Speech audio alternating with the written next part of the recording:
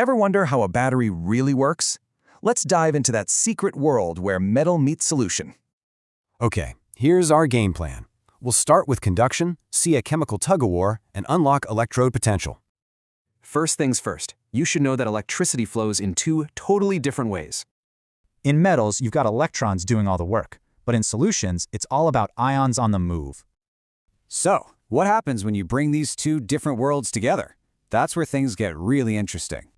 It's like a chemical tug-of-war. When a metal is in its own salt solution, two things can happen. First, metal atoms can just dissolve, becoming positive ions and leaving their electrons behind on the metal. Or it could go the other way. Ions from the solution can grab electrons and turn back into solid metal. Okay, let's look at that first case, oxidation. All those leftover electrons make the electrode negatively charged. And you know what they say, opposites attract. That negative electrode pulls positive ions right up to its surface.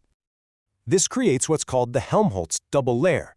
It's a super tiny but really powerful charged boundary. Now, if reduction happens, it's the exact same thing, just in reverse. A positive electrode attracts negative ions. And boom, you get another Helmholtz double layer, this time with the positive and negative charges flipped. So here's the key. This tiny separation of charge creates a voltage. That's literally the spark of a battery. We call this tendency a potential. If it loses electrons, it's oxidation potential. If it gains, reduction potential. After a bit, things balance out.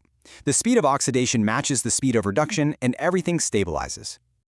And that stable voltage, measured under very specific conditions, gets a special name: standard electrode potential. So this tiny potential is the fundamental secret to all batteries. The real question is, how do we use it?